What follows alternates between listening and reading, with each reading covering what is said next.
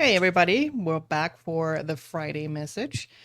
Um, I'm going to let Indira start today with I her would message, love and I that. will see what Spirit has for me to add to that. So I'm using the Kyle Gray Angels and Ancestors Oracle cards to kind of bring in the energy. These are patinas, by the way, because I I forgot my love cards them, today. I yes. do too. And the two cards that I pulled are Medicine Mother, which I love, Mm, and Shaolin Master, which I also love. mm-hmm, So if you look at the bottoms, mm-hmm, they say honor your inner knowing and be graceful in movement and action. And so what was coming to me is a little bit of what has been coming up for me lately. So as everyone knows, I'm going through pretty intensive EMDR therapy for not just the traumas that happened, but for the behaviors that I took on, the patterns of behavior that I took on around those traumas. And I have been working on, like, what are my pillars? What do I stand on? And lately I've been understanding boundaries and non-negotiables and stuff like that. So I was yeah, developing my non-negotiables. And I promise that this gets to this message. And non-negotiables are a lot like boundaries. They are promises you make to yourself that you will never allow yourself to be treated a certain way again, or yeah. something like that. And so you and I had a pretty long discussion about that earlier, around, like, I love this. I love the Shirley Chisholm statement that if there is not a chair for you at the table that's making decisions for your life, then pull up a Mm-hmm. chair. You better, yeah. And if there is a table that you're sitting at that no longer feels safe for you, feel free to get up. Mm-hmm. Good one. Especially if they're not making decisions for your life. Like, if you Mm-hmm, don't have to sit mm-hmm, there and fight for your life, it's just, a group of friends or something, and someone's being unkind and they refuse to see that, then you're free to get up. And so I started working on these boundaries and these non-negotiables. What will I tolerate? What will I not? And a lot of it is also around my relationship with myself. And so I started looking at nutrition and movement and things like that. And I realized that the things that I had started to write down were very punitive for myself, mm-hmm. that I was really judgmental about my relationship with food. I was really judgmental about my relationship with exercise. And it was really punitive. I will only do this. I will only do that. I will, like, all of this. And I was like, it doesn't feel good. So I sat with it for a while longer. Nothing's super important, right? So I just sat with it for a little bit longer. And all of a sudden I realized that is, like, that's the relationship. That's what I grew up with, like, if Mm-hmm. you do this, this is the punishment for that. Yeah. And it happens at my work too. Like, it happened. And so it was, if you want things to change, then you have to change things, became the message. So the message of Medicine Mother Mm-hmm. is all about honoring your inner knowing. You know what you like, you know what you want. Yeah. Begin to bring that into fruition, like, take the action. Yet as you do it with grace. Do it in a gentle way. Shaolin masters move so gently, and Mm-hmm. it is that, in that, the power is in their gentleness. The power is in their and how slowly they move. What I love about this is it's got the praying mantis on it. And if you've ever been near a praying mantis, you know that they move very slowly. They observe. I love that. I have Mm-hmm. pictures of praying mantises all over my phone because we have them all over my apartment complex.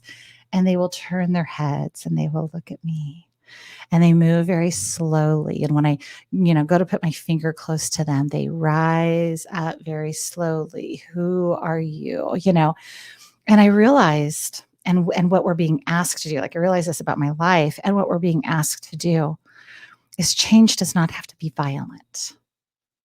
A The good one. change that we want to bring in does not need to be violent. In fact, it can be very, very gentle. But when we know what we want, we don't have to do it in a restrictive, punitive manner.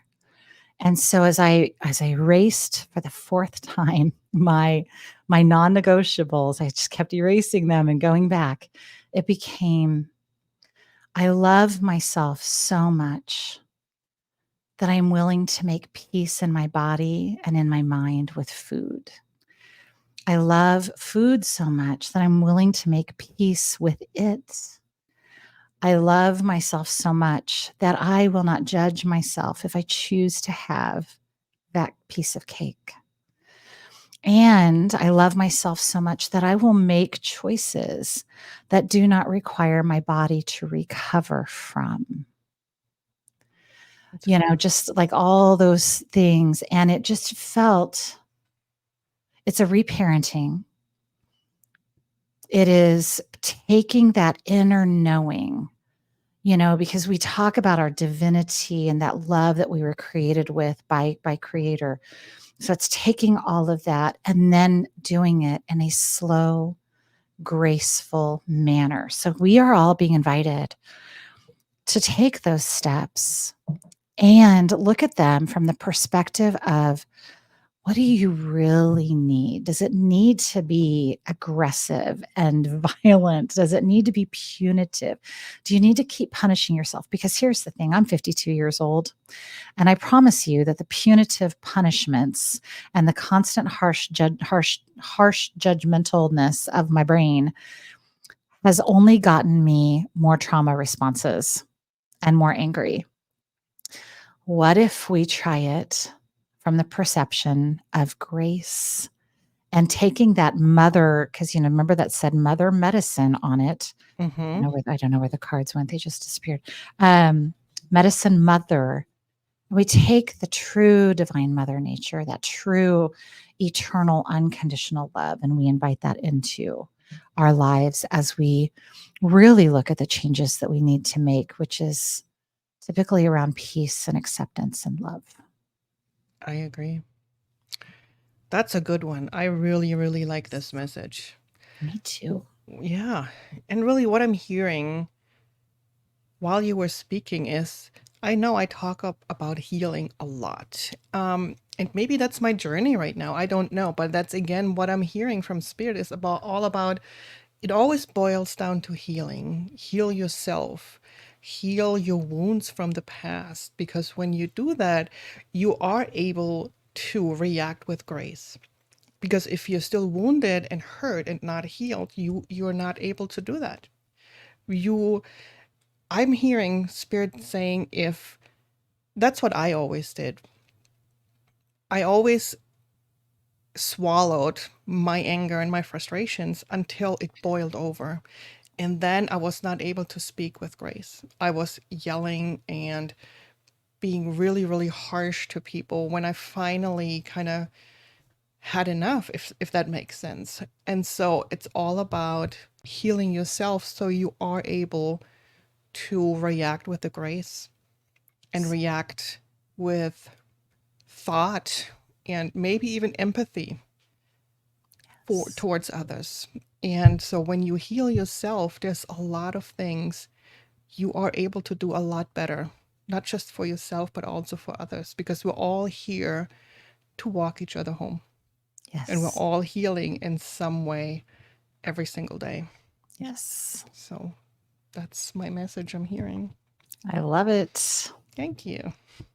All right, All guys. Thanks right. for joining us today. And you guys have a wonderful weekend. We love you. And one more shout out, really quick, to our friend Brian, who is in the hospital. If you're hearing this, healing to you, because Yes. I hope you get better. Yeah, we So, absolutely do. yeah. Have a If you good need week. anything, holla. Yeah.